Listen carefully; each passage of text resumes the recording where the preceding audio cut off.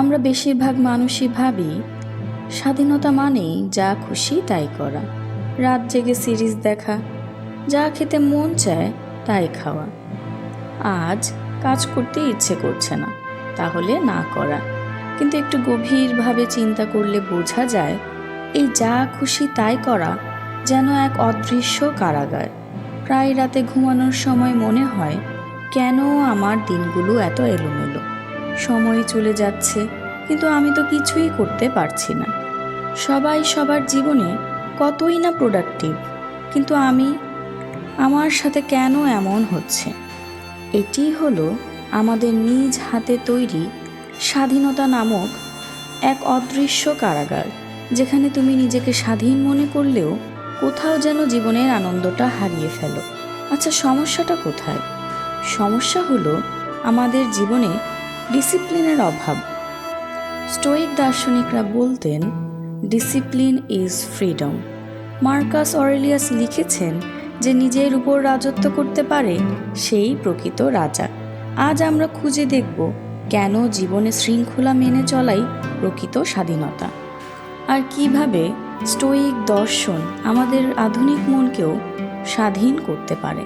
আমাদের স্বাধীনতা সম্পর্কে একটি ভ্রান্ত ধারণা রয়েছে। আমরা ভাবি স্বাধীনতা মানে মাই লাইফ মাই চয়েস। আমরা আমাদের জীবনে কি করব তা অন্য কেউ বলে দিবে না, আমি যা খুশি তাই করতে পারি। এখন সেটা নিজের জন্য মন্দ ডেকে আনলেও সমস্যার কিছুই নেই। কিন্তু এই ভাবনা থেকেই জন্ম নেয় আসল দাসত্ব। রাত জেগে নেটফ্লিক্স দেখতে দেখতে শুরুতে মনে হয়, এটাই তো জীবনের স্বাধীনতা। কিন্তু পরদিন সকালে ক্লান্ত মন, চোখ ও শরীর নিয়ে জীবনের ভারটা যখন বইতে হয়, তখন যেন জীবনটা আরও বেশি ভারী হয়ে ওঠে। সময় বাঁচাতে অনেকেই সকালের নাস্তাটা বাদ দেয়, অফিসে খিটখিটে মেজাজে থাকে, অথবা ক্লাসরুমে ঘুমায়। আচ্ছা, আমরা কি এই স্বাধীনতাটাই চেয়েছিলাম? স্টোয়িকরা বলতেন, তুমি যদি নিজের ইচ্ছার দাস হও, তবে বাইরের কোনো শাসক না থাকলেও তুমি বন্দী। অশৃঙ্খল জীবনযাপনে আমাদের ভেতরের তাড়নাই আমাদের শাসক হয়ে ওঠে, হোক সেটা আলসেমি, নেশা বা রাগ। জীবনে ডিসিপ্লিন বা শৃঙ্খলার প্রকৃত অর্থ আসলে কি? শৃঙ্খলা মানে কড়া নিয়মে নিজেকে আটকে ফেলা নয়, এটা হলো নিজের হাতে নিজের জীবনের লাগামটাকে ধরা। শৃঙ্খলা মানে হলো তুমি সচেতনভাবে সিদ্ধান্ত নাও তুমি কখন কি করবে।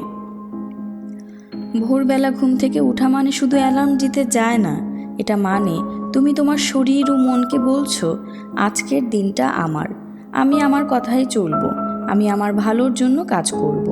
তোমার আলসামির দাসত্ব আমি আর মেনে নিব না। জানো কিভাবে ডিসিপ্লিন আমাদের জীবনের স্বাধীনতা আনে? ডিসিপ্লিন তোমার সিদ্ধান্তের শক্তি যোগায়। তুমি ডিস্ট্রাক্টেড না হয়ে কেবলই নিজের ভালোর জন্য সিদ্ধান্ত নিতে পারো। আজ যখন তুমি একটি ভালো অভ্যাস শেখার জন্য প্রতিজ্ঞাবদ্ধ হও, তখনই তুমি জিতে যাও নিজের কাছে। একটা ডিসিপ্লিনড লাইফ তোমার ভেতরের ভয়কে কমায় ও তোমাকে আত্মবিশ্বাসী বানায়। স্টোয়িক দর্শন বলে, ভবিষ্যতের ভয় আসে নিয়ন্ত্রণহীনতা থেকে। ডিসিপ্লিন মানে নিজের জীবনের হাল নিজের হাতে রাখা। তাই তুমি হেরে যাওয়াকে ভয় পাও না, ছোট ছোট জয় তোমাকে বড় পরাজয় থেকে বাঁচিয়ে রাখে। আমরা কিন্তু চাইলেই অলস বসে থাকতে পারি, কাজ ফেলে কোথাও বেড়াতে যেতে পারি, যদি আমরা সময় ব্যবস্থাপনা ও ডিসিপ্লিনের সমন্বয়ে নিজেদের জীবনটাকে সাজাই।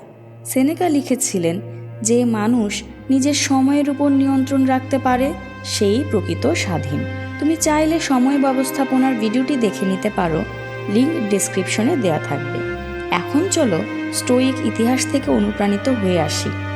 মার্কাস অরেলিয়াস, রোমান সম্রাট, সকাল থেকে রাত অবধি যুদ্ধ, রাজনীতি, ষড়যন্ত্রের ভেতরেও প্রতিদিন লিখতেন মেডিটেশন তার লেখা একটি জার্নাল।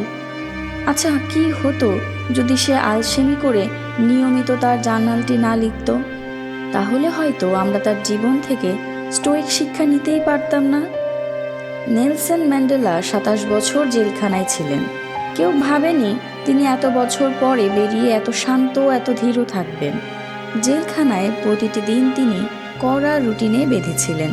ব্যায়াম, পড়াশোনা, ধ্যান, এই শৃঙ্খলাই তাকে ভাঙতে দেয়নি।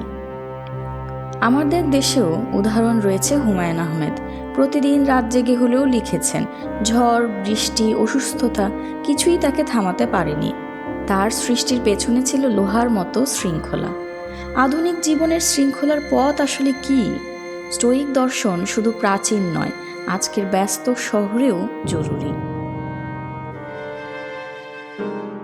প্রতিদিনের সকালকে নিজের করে নাও। প্রথম 1 ঘন্টা কোনো ফোন নয়, জার্নাল লেখো, ধ্যান করো, শারীরিক চর্চা করো। কাজের সীমা ঠিক করো, কাজের প্রায়োরিটির একটা তালিকা বানাও। কাজের সময় ও বিশ্রামের সময় আলাদা করো। স্টোয়িকরা বলতেন, যা জরুরি নয় তা বাদ দাও। ইচ্ছের সাথে যুদ্ধ করো। প্রতিদিন ছোট ছোট ত্যাগ, 1 ঘন্টা ফোন ছাড়াই থাকা, একদিন চিনি ছাড়া চা খাওয়া, এই অল্প অস্বস্তিগুলো তোমার মনকে শক্ত করে। না বলতে শেখো। অন্যের প্রত্যাশায় ডুবে গিয়ে নিজের জীবন হারিও না। স্টোয়িক পাঠ শেখায়, যা তোমার নিয়ন্ত্রণে নেই তা ছেড়ে দাও। তুমি আজ থেকেই একটি বাস্তব অনুশীলন শুরু করতে পারো। আজ থেকেই প্রতিদিন রাত 10টার মধ্যে ঘুমাও, সকালে 15 মিনিট হাঁটো, দিনের শেষে 5 মিনিটের জার্নাল লেখো, প্রতি সপ্তাহে 1 দিন ডিজিটাল ডিটক্স করো। প্রথমে কঠিন লাগবে, কিন্তু মনে রেখো, শৃঙ্খলা হলো বাইপাসের মতো, চর্চা করলেই শক্ত হওয়া যায়। স্বাধীনতা মানে যা খুশি তাই করা নয়, বরং নিজের ভেতরের ঝড়কে শান্ত করা, নিজেকে নিয়মের আয়তায় নিয়ে আসা। স্টোয়িক দার্শনিকরা আমাদের শিখিয়েছেন, শৃঙ্খলা মানে কারাগার নয়, এটাই হলো মুক্ত আকাশের দরজা। তুমি যদি নিজেকে ডিসিপ্লিনের আয়তায় আনতে পারো, তাহলে কোনো তাড়না, কোনো ভয়, কোনো প্রলোভনই তোমাকে বন্দি করতে পারবে না।